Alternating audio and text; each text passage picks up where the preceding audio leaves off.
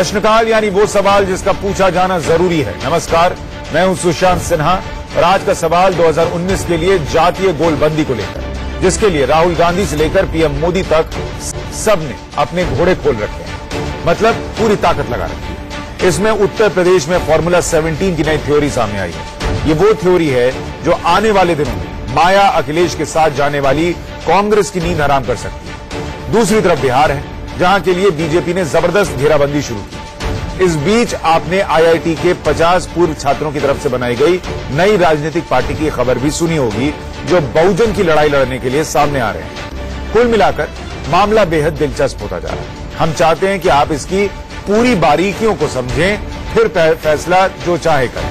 पहले आपको यूपी लेकर चलते हैं, जिसके बारे में कहा जाता है कि यूपी जिसका, दिल्ली उसकी।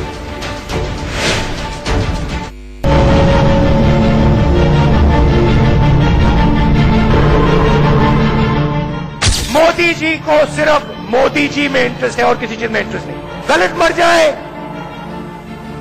माइनॉरिटीज पे अत्याचार हो, देश चल जाए, नरेंद्र मोदी सिर्फ ये बात समझना चाहता है कि नरेंद्र मोदी देश का प्रधानमंत्री कैसे बने। संविधान बचाव के बहाने से राहुल गांधी अपने बौखलाहट को सामने ला रहे हैं। ये शहजादे की बौखलाहट की कहानी है। 2019 कौन जीतेगा, मोदी या राहुल की अगुवाई वाला गठबंधन? इस पर अभी दावे से कुछ नहीं कहा जा सकता, लेकिन वही जीतेगा जिसके साथ दलित पिछड़ा होगा, ये तय है। अब एक ही दिन इस वोट बैंक को साधने के लिए कैसे दो तरफा ब्रह्मास्त्र चला गया, उसे राहुल गांधी ने दिल्ली के तालकटोरा स्टेडियम में खुद को दलितों का हितैषी और बीजेपी को दुश्मन बताया। वहीं बीजेपी के लिए देश के सबसे बड़े राज्य उत्तर प्रदेश में 17 जातियों की एक गठरी लेकर योगी सामने आए। यूपी के बीजेपी खेमे में 2019 को लेकर बड़ी खलबली है और इसकी बड़ी वजह है फूलपुर और गोरखपुर में पार्टी की हार। लेकिन इसके साथ ही समाजवादी पार्टी और बहुजन समाज पार्टी का गठबंधन भी इसका एक बड़ा कारण है, क्योंकि अगर इन दोनों ने अपना वोट बैंक एक दूसरे को ट्रांसफर करा दिया तो 2019 में 2014 का प्रदर्शन दोहराना बीजेपी के लिए नामुमकिन जैसा हो जाएगा। लिहाजा योगी की अगुवाई में पार्टी ने एक जातीय बिसात बिछाई। इसमें 17 जातियों का एक मंच बनाया गया है। हम आपको ये भी बताने वाले हैं कि इन जातियों के मिलते कैसे बीएसपी-एसपी गठबंधन के बावजूद बीजेपी लीड ले सकती है। लेकिन उससे पहले देखिए कि ये जातियां हैं कौन कौन। नंबर 1 पर राजभर, दूसरे नंबर पर निषाद, तीसरे नंबर पर प्रजापति, चौथे नंबर पर मल्लाह, 5वें नंबर पर कहार, 6ठे नंबर पर कश्यप, 7वें नंबर पर कुम्हार, 8वें नंबर पर धीमर, 9वें नंबर पर पिंड, 10वें नंबर पर भर, 11वें नंबर पर केवट, 12वें नंबर पर धीवर, 13वें नंबर पर बाथम, 14वें नंबर पर मछुआ, 15वें नंबर पर मांझी और 16वें नंबर पर तुरहा और 17वें नंबर पर गौर।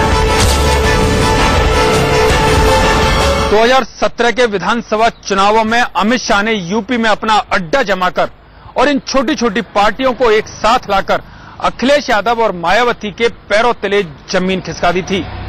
योगी सरकार बनने के बाद से ही लगातार कोशिशें जारी हैं कि इन जातियों को पार्टी का कैडर वोट बना लिया जाए, बिल्कुल उसी तरह जिस तरह से समाजवादी पार्टी और बहुजन समाजवादी पार्टी ने अपना वोट बैंक बनाया हुआ है।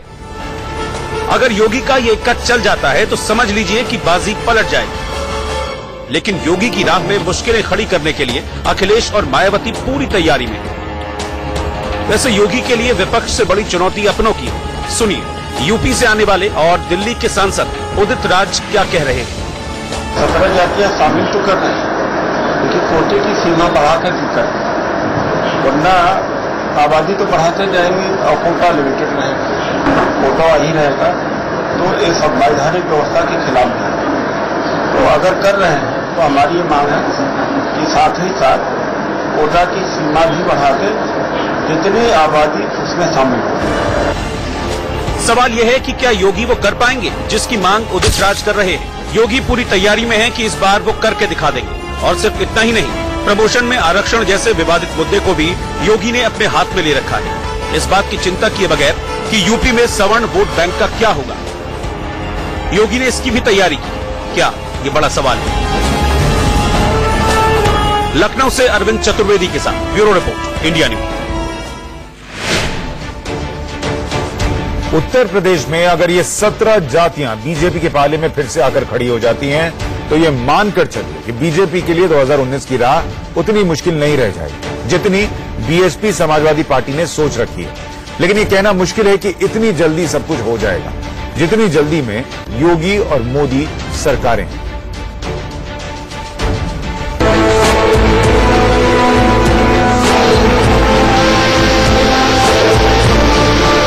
2014 में पूरे देश का रिजल्ट एक तरफ, यूपी का रिजल्ट एक तरफ।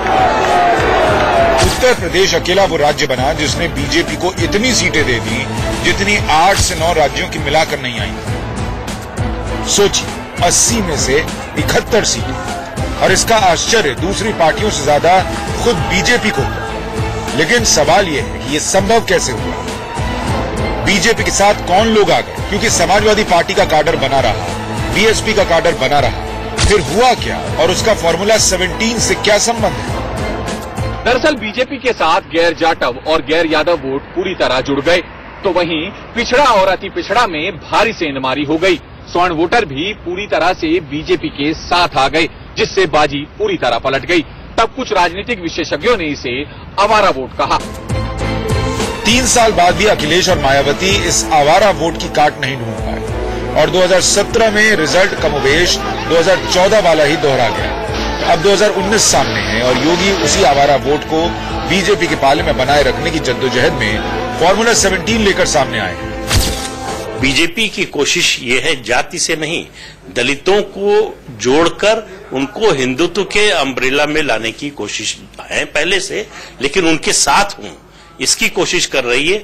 उनको लग रहा है कि मायावती से खिसका है। 2014 में भी बीजेपी को एक बड़े वर्ग ने वोट दिया था दलितों के, उसके बाद 2017 में उत्तर प्रदेश में विधानसभा चुनाव में दिया, तो उसको बीजेपी एक तरह से सीमेंट करना चाहती है, पक्का करना चाहती है। इस फॉर्मूला 17 का वोट प्रतिशत यूपी में करीब 21% के आसपास बताया जाता है। बीजेपी को मिली 71 सीटों में से आधी सीट पर जीत की सीधी वजह ये फॉर्मूला 17 है। मतलब जिसे आवारा वोट बैंक कहा गया, वो साथ में जुड़ना है। यह आवारा वोट बैंक मायावती के काडर वोट बैंक के बेहद करीब है। मायावती का काडर वोट 19% माना जाता है और ये फॉर्मूला 17 समाजवादी पार्टी के काडर वोट बैंक से थोड़ा कम है। अखिलेश का काडर वोट 21% के आसपास है। अब अगर इस फॉर्मूला 17 में बीजेपी का अपना 15% काडर जुड़ता है तो फिर यूपी में सियासी भूचाल आ जाता है, क्योंकि 21% प्लस 15% मतलब 36%। यही मोदी की सुनामी है। योगी उसी की तैयारी 2019 के लिए कर रहे हैं, लेकिन उसमें कई कानूनी और संवैधानिक पेच है, जिसका इशारा दिलीप मंडल जैसे दलित चिंतक कर रहे हैं। तो 17 जो ओबीसी जातियां हैं, ये जो शेड्यूल कास्ट में आ जाएंगे, तो शेड्यूल कास्ट का कोटा कितना हो जाएगा?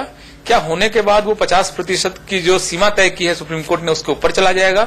तो ये सारे सवाल अपनी जगह पर होंगे और इनको हल किए बगैर अगर सिर्फ कुछ जातियों को शेड्यूल कास्ट में शामिल करके उनका वोट लेने की कोशिश होगी तो ये कहीं न कहीं बहुत सारे कॉम्प्लिकेशंस को जन्म देगा। संवैधानिक और लीगल कॉन्स्टिट्यूशन में जो बहुत सारे कॉम्प्लिकेशंस पैदा होंगे। योगी जो करने जा रहे हैं, ये प्रस्ताव मायावती 2007 से पहले भेज चुकी है। उससे पहले अखिलेश और मुलायम भी ये प्रस्ताव भेज चुके हैं। तो वहीं राजनाथ सिंह की बीजेपी सरकार ने 2001 में ऐसा प्रस्ताव भेजा था, लेकिन ज्यादातर बार ये प्रस्ताव दिल्ली पहुंचकर गुम हो जाता है। लेकिन इस बार यूपी में योगी, दिल्ली में मोदी की जोड़ी है। लिहाजा कहा जा रहा है कि इस बार फॉर्मूला 17 का बेड़ा पार है, क्योंकि माया अखिलेश सीधे सीधे इसका विरोध नैतिक आधार पर नहीं कर सकते, क्योंकि उन्होंने ऐसा प्रस्ताव पहले ही भेज रखा। सियासी तौर पर इसका विरोध नहीं कर सकते, क्योंकि इससे ये 17 जातियां और भी बीजेपी के पक्ष में गोलबंद होगी। मतलब यूपी में जातीय गोलबंदी का खेल और यूपी के रास्ते दिल्ली में सत्ता का खेल अभी बाकी है। लखनऊ से अरविंद चतुर्वेदी के साथ दिल्ली से संजय शर्मा, इंडिया न्यूज।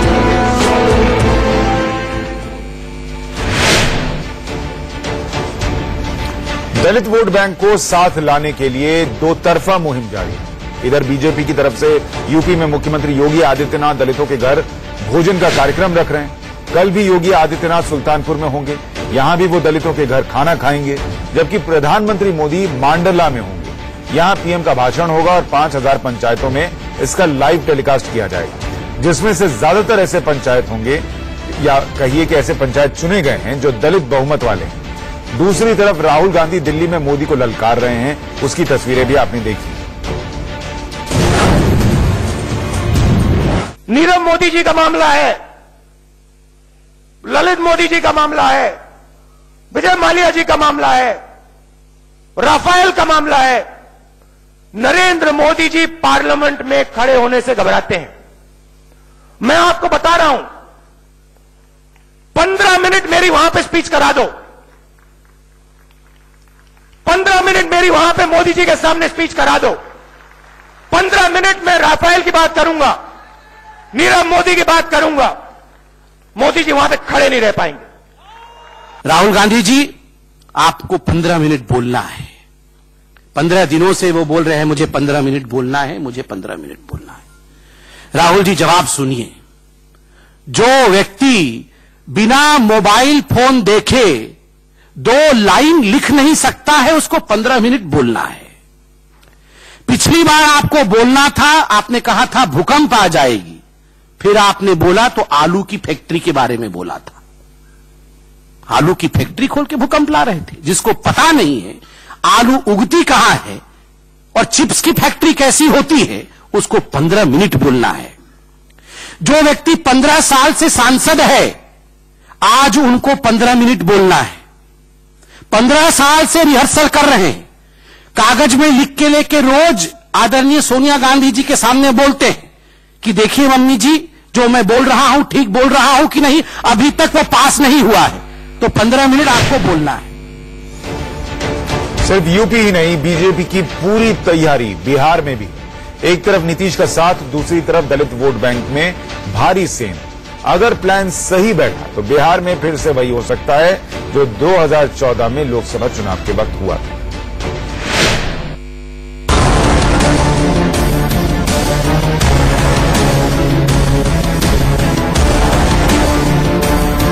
बिहार में 23 अप्रैल से 25 अप्रैल तक महान स्वतंत्रता सेनानी वीर कुंवर सिंह का विजय उत्सव मनाया जा रहा है। वैसे वीर कुंवर सिंह की वीरता पर किसी बिहारी को कहीं से कोई शक नहीं, लेकिन इसी नाम पर कुछ कार्यक्रम के जरिए नीतीश सरकार की रणनीति 5.2% राजपूत वोटरों को अपने साथ बनाए रखने की है, जिस पर आरजेडी की नजर है। खबर है कि आरजेडी इस बार के चुनाव में सवर्ण चेहरों को बड़ा मौका देने पर विचार कर रही है।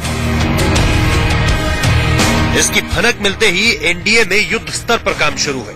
2019 के लिए एनडीए न सिर्फ सवर्णों को इंटैक्ट रखना चाहता है, बल्कि बिहार में नीतीश के पुराने महादलित फॉर्मूले को आगे विस्तार दिया जा रहा है। महादलित में अब बिहार के दूसरे सबसे ताकतवर दलित तबके पासवान को शामिल किया गया है। रामविलास पासवान खुलकर बैटिंग कर रहे हैं। नरेंद्र मोदी के समय में तो बाबा साहब अम्बेडकर का चाहे मऊ का मामला हो, चाहे क्या कहते हैं 26 अलीपुर रोड का मामला हो, चाहे लंदन में उनका मकान घर जहां पढ़ते थे उसको खरीद करके राष्ट्रीय स्मारक का हो, चैत्य भूमि का हो, ये सारा का सारा काम क्या कहते हैं किया गया। अभी हमारा कहते हैं कि दलित एक्ट हम जो बनाया था, जिसको नरेंद्र मोदी जी की सरकार ने मजबूत किया, वो एक्ट के खिलाफ में जब सुप्रीम कोर्ट ने वर्डिक्ट दिया है तो उसको हम ठीक करने जा रहे हैं, ऑर्डिनेंस लागू करने जा रहे हैं।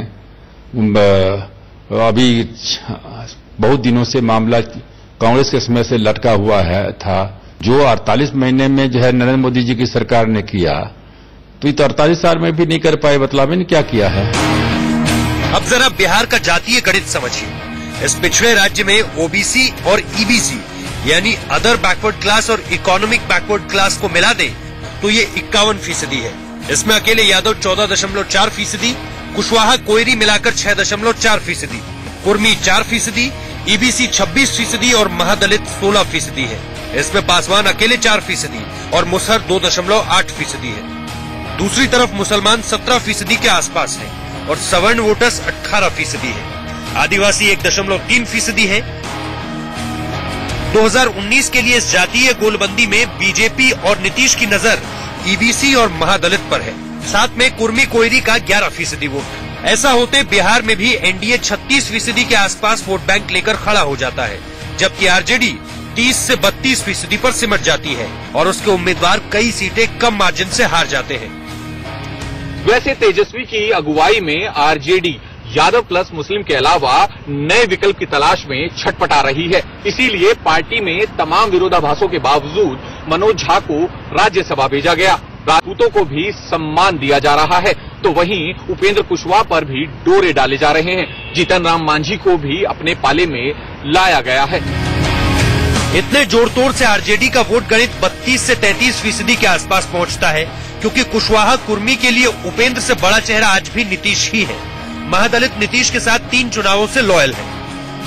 नीतीश कुमार इस चुनाव को ध्यान में रख करके ये तैयारी कर रहे हैं कि सबसे पहले जो उनके कोर वोटर्स हैं, वो सामाजिक रूप से जो उनके कोर वोटर्स हैं, कैसे उनको पूरी तरह से अपने पीछे गोलबंद किया जाए। जो उनके खास वोटर्स हैं जातिगत रूप से, चाहे वो कुशवाहा वर्ग के लोग हों, कुर्मी जाति के लोग हों, जो जातीय रूप से नीतीश कुमार के साथ एक लंबे समय से गोलबंद रहे हैं। अभी तक कुछ ऐसा नहीं हुआ जिससे ये लगे कि सवर्ण आरजेडी कांग्रेस के साथ चले जाएंगे, लेकिन आरजेडी का प्रयास ये है कि वो मैच को बराबर पर ले आए। इसलिए सीधा प्रहार नीतीश पर है, क्योंकि नीतीश के साथ ही वो वोट बैंक एनडीए में चला जाता है जिसने महागठबंधन को भारी जीत दिलाई थी। तो कोशिश हर पार्टी कर रही है, हर नेता कर रहा है, लेकिन सवाल ये है कि क्या ये फॉर्मूला वाकई काम आएगा और वोटर किसके पक्ष में जाएगा। प्रश्नकाल में आज के लिए इतना ही। नमस्कार।